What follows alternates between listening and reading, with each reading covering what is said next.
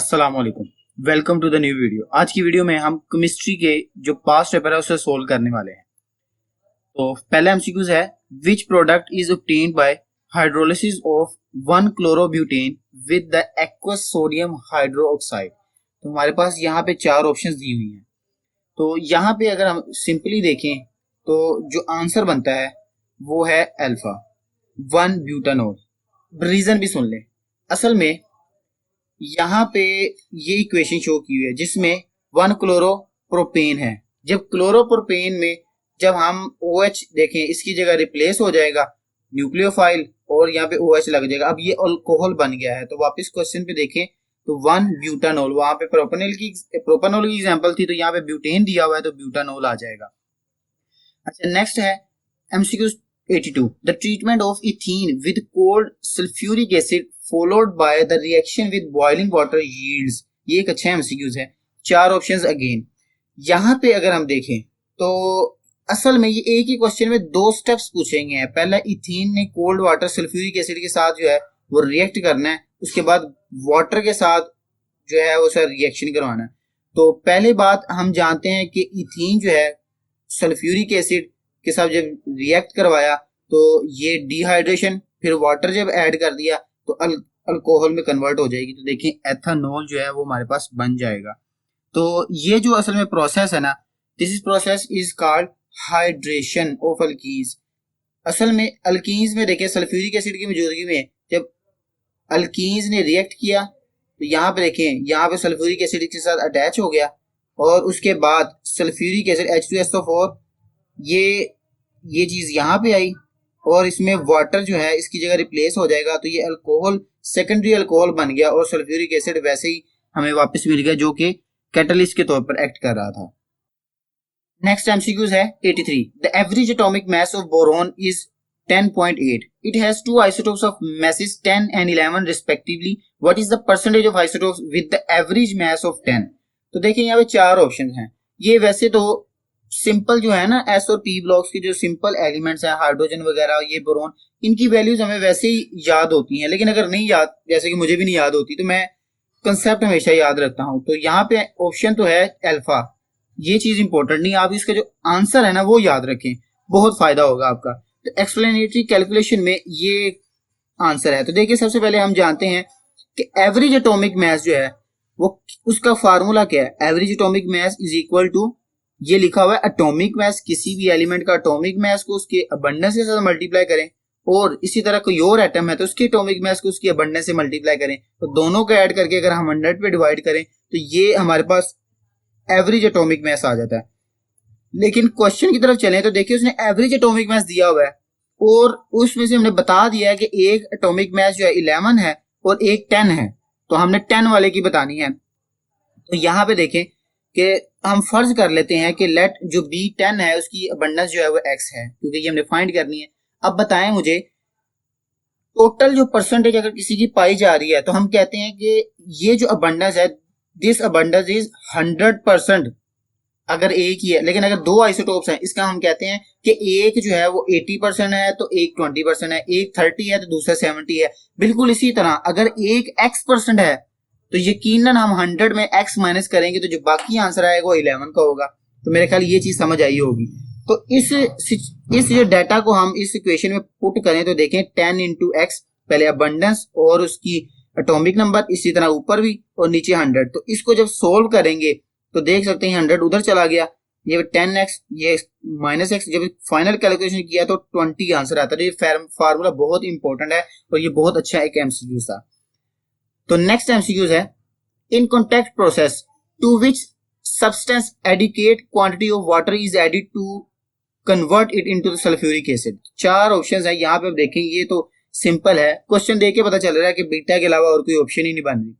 तो बीटा, असल में बीटा ये जो है ना H2S2O7 ये ओलियम भी कहलाता है। तो यहाँ पे देखें H2 is also called oleum and the reaction is, ये है H2S2O7 को जो वाटर के साथ रिएक्ट करवाया जाता है तो 2H2SO4 सल्फ्यूरिक एसिड के दो मॉलिक्यूल एक्वस में जो है वो बन जाते हैं।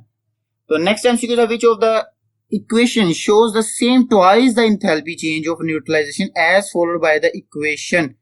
ये इक्वेशन दी हुई है। अच्छा, यहाँ पे एक बात समझना बहुत जरूरी है। यहाँ पे हमें बता दिया है कि HCl और Na जो ये strong acid strong base react करते हैं तो हीट ऑफ न्यूट्रलाइजेशन बनती है। अगर हमें हीट ऑफ न्यूट्रलाइजेशन की डेफिनेशन आती है तो हम इसका आंसर दे पाएंगे। देखें, हीट ऑफ न्यूट्रलाइजेशन ये नहीं है कि एसिड और बेस मिले, 1 मोल एसिड 1 मोल बेस, नहीं, ये कंसेप्ट गलत है। असल में हीट ऑफ न्यूट्रलाइजेशन सेम होती है तमाम स्ट्रॉन्ग एसिड और स्ट्रॉन्ग बेस की।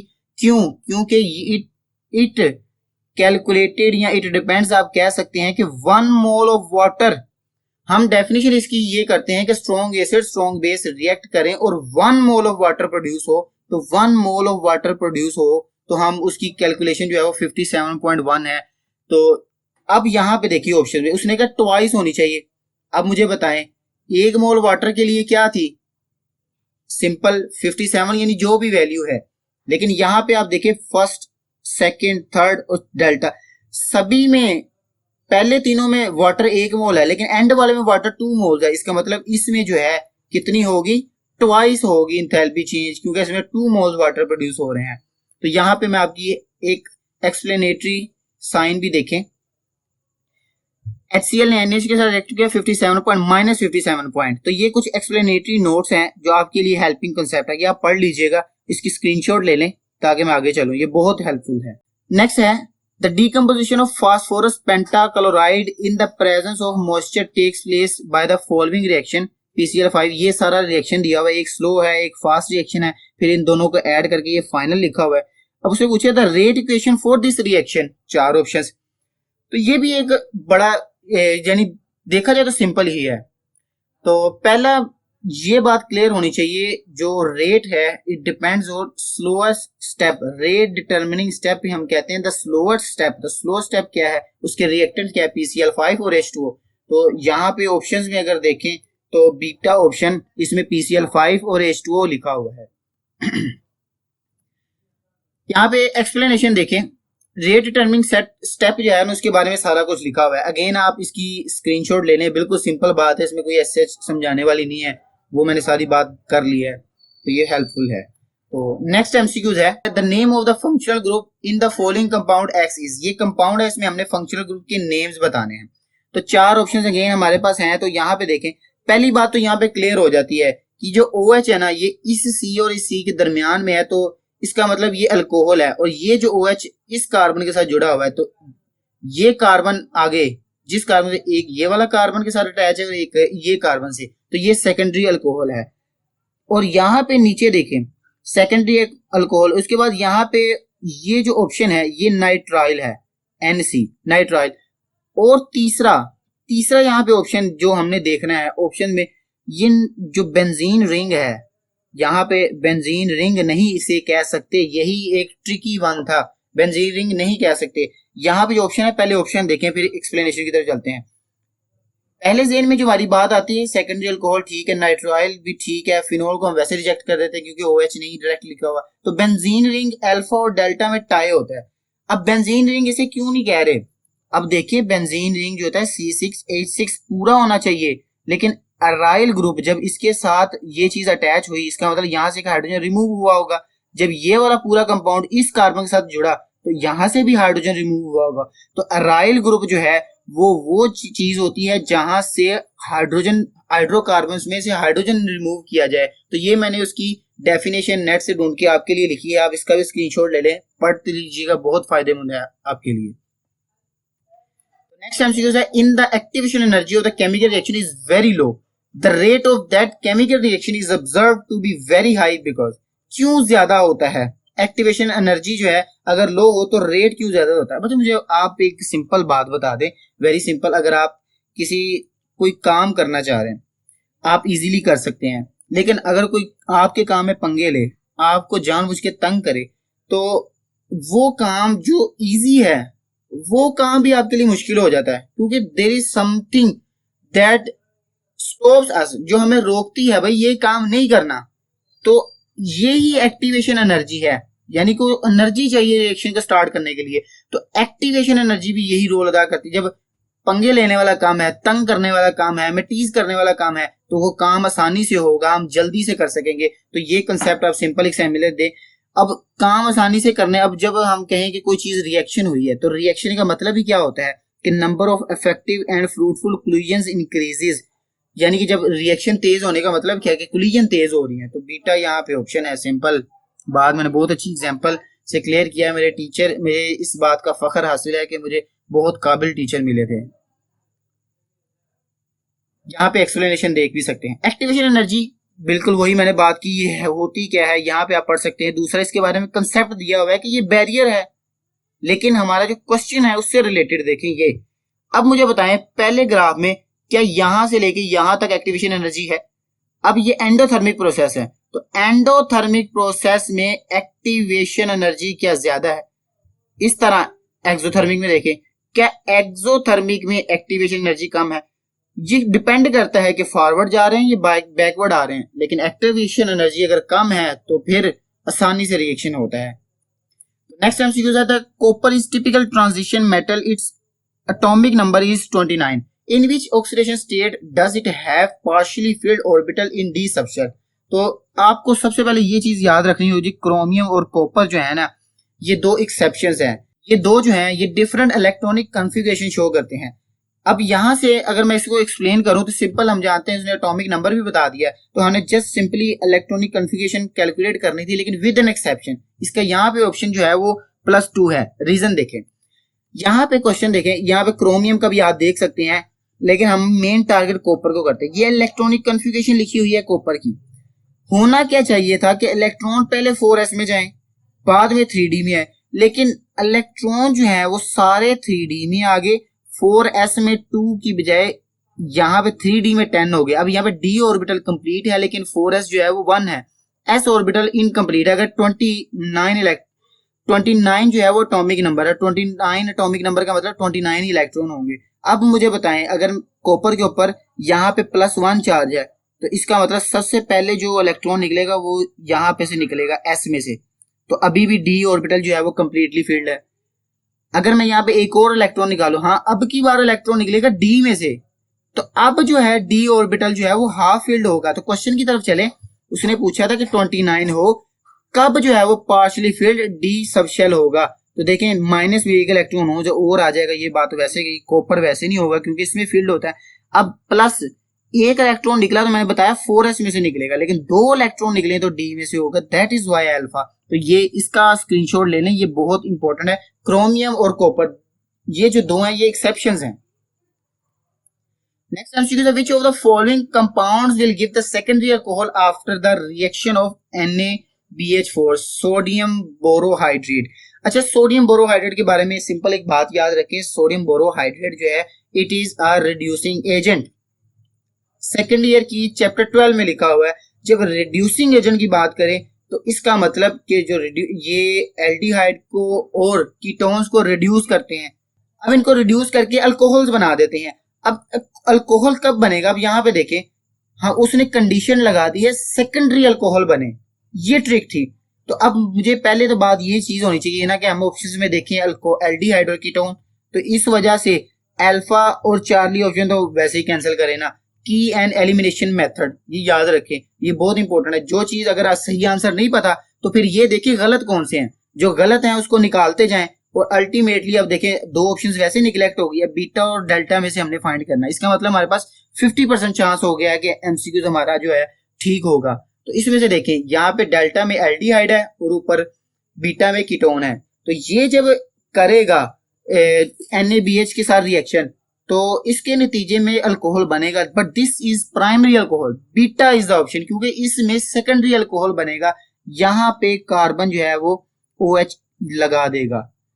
तो नेक्स्ट यहाँ पे देखें इसकी एक्सप्लेनेशन, सेकेंडरी अल्कोहल क्या होता है, वो जब OH जो है वो कार्बन के साथ जुड़े और आगे 2 कार्बन के साथ जुड़ा हो सेकेंडरी, इसी तरह वही कार्बन 3 के साथ जुड़ा हो तो टर्शरी। ये सिंपल बात थी, ये है असल में चीज सोडियम बोरोहाइड्रेट। वही मैंने जो अभी लंबी चौड़ी कहानी सुनाई, आप इसके अब स्क्रीनशॉट ले लें, पढ़ते रहिएगा, very helpful. Next MCQ, which of the following reagent will required for the preparation of acyl chloride. ये एसाइल क्लोराइड है from the ethanoic acid. Ethanoic acid में कौन सी चीज जो है वो हमें चाहिए? तो यहाँ पे देखें, alpha is the option, POCl3 के साथ रिएक्ट करेंगे तो एथेनोइक एसिड जो है वो ये बना देगा। नेक्स्ट एमसीक्यूज है the given diagram shows the enthalpy change. ये डायग्राम आ गई, हमें इसमें बताना क्या चीज शो कर रही है। तो देखें यहाँ पे ये इंथैल्पी इंक्रीज हो रही है, ये रिएक्टेंट्स है और नीचे ये प्रोडक्ट्स हैं। अब ऊपर वाली चीज जो है ये रिएक्टेंट्स की हाई एनर्जी को शो करती है और नीचे वाली चीज रिएक्टेंट्स की लो एनर्जी को शो करती है। तो हाई एनर्जी से लो एनर्जी, इसका मतलब अगर हम चेंज लें प्रोडक्ट की एनर्जी को रिएक्टेंट की एनर्जी से माइनस करें तो देखें प्रोडक्ट माइनस एनर्जी, प्रोडक्ट कम है रिएक्टेंट ज्यादा है, तो नेगेटिव डेल्टा एच नेगेटिव आएगा। तो डेल्टा एच नेगेटिव कब आता है? जब रिएक्शन एक्सोथर्मिक रिएक्शन होता है, तो डेल्टा इज द ऑप्शन। तो नेक्स्ट एमसीक्यूज है 94 ionisation energy decreases down the group from the top to the bottom due to. ये तो बिल्कुल कह ले कि हलवा एमसीक्यूज है, ये मत कहिएगा सर हलवा पसंद नहीं हमें। अच्छा चले, वो सिंपल एमसीक्यूज है ना, ये तो हम 9-10 में भी क्वेश्चन आता है कि शील्डिंग इफेक्ट जो है वो बढ़ जाता है, इस वजह से उस आयोनाइजेशन एनर्जी कम हो जाती है। तो लेकिन ये चीज आपके काम के लिए इसमें, क्योंकि आपको ionisation energy, metallic character, non metallic character, atomic radius, electron affinity सभी का कंसेप्ट मिलेगा। इसका भी स्क्रीनशॉट ले लीजिएगा, लेकिन अब की बार स्क्रीनशॉट लेते हुए चैनल को सब्सक्राइब करना मत भूलिएगा, हाँ, और लाइक भी जरूर कीजिएगा क्योंकि आपकी सपोर्ट की मुझे बहुत जरूरत है। Thank you. नेक्स्ट एमसीक्यू है 95 free nitrogen and oxygen are present in the environment but they do not react each other under the normal condition because. चार ऑप्शंस। तो यहाँ पे देखें, असल में यहाँ पे अगर बात करें इनर्टनेस की तो नाइट्रोजन वाला जो है वो बेस्ट ऑप्शन है। Nitrogen is highly inactive gas. क्यों इनएक्टिव होती है? इसकी कई रीजंस हैं। यहाँ पे जैसे देख सकते हैं आप एक्सप्लेनेशन में, ट्रिपल बॉन्ड होता है और ट्रिपल बॉन्ड जो है स्ट्रॉन्गली बॉन्डेड होता है। इसके अलावा और भी बहुत से फैक्टर्स हैं, यहाँ पे आप इसका भी पढ़ लीजिएगा, बहुत फायदेमंद है, स्क्रीनशॉट ले लें। नेक्स्ट एमसीक्यूज है which derivation of benzene show maximum reactivity in the electrophilic substitution reaction. दोस्तों ये थी वो एमसीक्यूज जो मैं आपके साथ शेयर करने में खुशी महसूस होगी। अच्छा, ये असल में इसका आंसर है डेल्टा। दफा करें, एक्सप्लेनेशन में है हेल्पिंग कंसेप्ट। ये असल में आपका टॉपिक क्लियर होने वाला है, ऑर्थो पैरा डायरेक्टिंग ग्रुप और मेटा डायरेक्टिंग ग्रुप। ये चीज अगर समझ में है ना, तो इस तरह के जितने मर्जी क्वेश्चन आए, जो मर्जी तंग करें, हम इस चीज को क्लियर कर सकेंगे। हमारा जो माइंड है इस चीज को पिक करेगा। यहाँ पे मैं सिर्फ चंद एक बातें बताऊंगा, बाकी आप पढ़ लीजिएगा। ऑर्थो पैरा डायरेक्टिंग ग्रुप जो होते हैं ये इलेक्ट्रॉन डोनेटिंग होते हैं और ये रिएक्टिविटी बढ़ा देते हैं, इसलिए तो वो आने वाला ग्रुप जो है वो ऑर्थो और पैरा दो जगहों पे लगता है। और इसके अलावा कुछ एक्सेप्शंस हैं, यहाँ पे मैंने एक्सेप्शन के साथ रीजन भी लिखी है, आप तसल्ली के साथ पढ़िएगा, बहुत मजा आएगा आपको इंशाल्लाह। इसके अलावा अगर आप यहाँ पे देखें मेटा डायरेक्टिंग जो है ये इलेक्ट्रॉन विद ड्रॉइंग होते हैं। अब इलेक्ट्रॉन जब विद ड्रॉ करते हैं तो वहां पे ग्रुप डी एक्टिवेटर हो गया। ग्रुप डी एक्टिवेटर की वजह से सिर्फ एक मेटा पोजीशन पे कोई चीज जाके अटैच होती है। तो इनकी एग्जांपल्स भी देखें, ये ग्रुप बहुत तसल्ली बख्श है। इसका वीडियो इंशाल्लाह मैं 1-2 दिन में आपके साथ शेयर करूंगा। केमिस्ट्री ये कंप्लीट टॉपिक, बहुत खूबसूरत टॉपिक, और ऐसी ट्रिक शेयर करूंगा आप खुश हो जाएंगे। नेक्स्ट एमसीक्यू है ortho para directing group.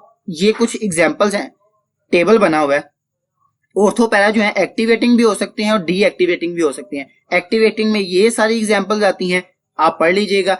Deactivating में हैलोजेंस है, ये एक्सेप्शन है, मैंने इसकी रीजन दी हुई है पीछे, आप देख सकते हैं। मेटा डायरेक्टिंग जो है ओनली डीएक्टिवेटिंग ग्रुप, और लेकिन इनमें एक्टिवेटिंग ग्रुप डजंट एग्जिस्ट ही नहीं करते। तो वापस क्वेश्चन की तरफ चले। क्वेश्चन था which derivation of benzene show maximum reactivity. अब मुझे बताएं इसमें से अगर हमें पता चल जाए मैक्सिमम रिएक्टिविटी, इसका मतलब जो पता चल जाए कि भाई ये वाला जो है मेटा डायरेक्टिंग है, ये ऑर्थो पैरा है, जो ऑर्थो पैरा है वो मोस्ट रिएक्टिव होगा।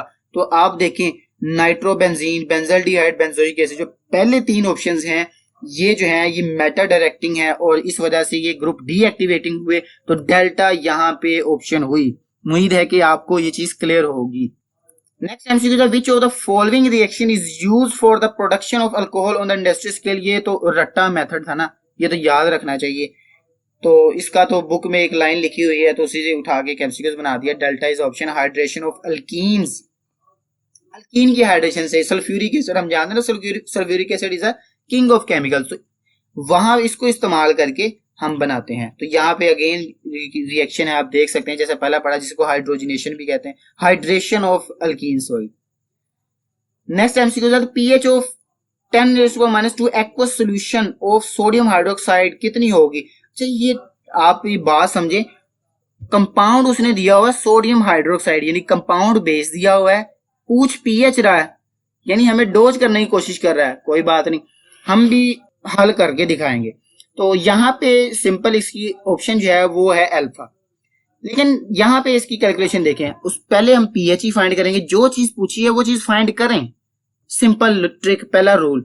हमें पीएच दी हुई है, पीएच 10⁻² है, तो लॉ के थर्ड रूल के मुताबिक ये 2 स्टार्ट में आ जाएगा, तो माइनस माइनस प्लस, log 10 की वैल्यू 1 होती है, तो पीएच कितनी आ गई 2, पीएच 2 आ गई। लेकिन कंपाउंड कौन सा दिया हुआ था, कंपाउंड था बेस, और बेस कंपाउंड को हम जानते हैं इसकी पीओएच होती है, तो पीएच जमा पीओएच इज इक्वल 14, तो 2 plus pOH is equal to 14, तो उधर जाके माइनस हो गया 12, आंसर आ गया 12 पीओएच। तो देखिए ये था एमसीक्यूज।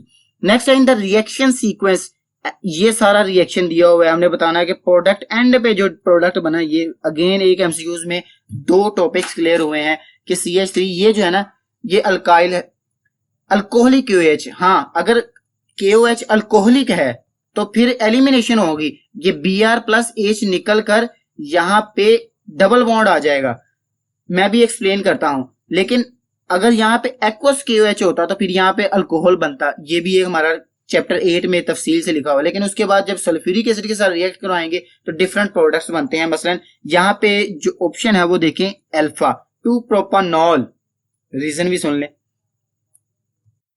ये वाला कंपाउंड है अल्काइल है, जब अल्कोहलिक QH की मैंने जब अल्कोहलिक QH होता है तो फिर होती है एलिमिनेशन, जब एलिमिनेशन हुई तो यहाँ पे 7 HBr अलग हो जाना था और ये डबल बॉन्ड आ जाना था। अब डबल बॉन्ड में जब सल्फ्यूरिक एसिड ऐड करना था OH, तो आप देखें ये OH है नेगेटिव, तो OH ने यहाँ पे आ जाना था, ये वो हमारे पास है ना मार्कोनिकोफ रूल, तो रूल के मुताबिक जो नेगेटिव पार्ट है उसने वहां जाना था जहां पे हाइड्रोजन कम हो, और जो हाइड्रोजन और जो दूसरा पॉजिटिव पार्ट है उसने वहां जाना था जहां पर हाइड्रोजन ज्यादा हो। तो ये इसके मुताबिक ये अल्कोहल बन गया, तो इस वजह से अल्कोहल बना। अच्छा नेक्स्ट है what is the measure of activation energy in the endothermic reaction. पहले एक बात क्लियर करें, एक्टिवेशन एनर्जी एंडोथर्मिक रिएक्शन में क्या होती है। अब एंडोथर्मिक रिएक्शन में एंडोथर्मिक रिएक्शन हुआ तो हीट एब्जॉर्ब हुई।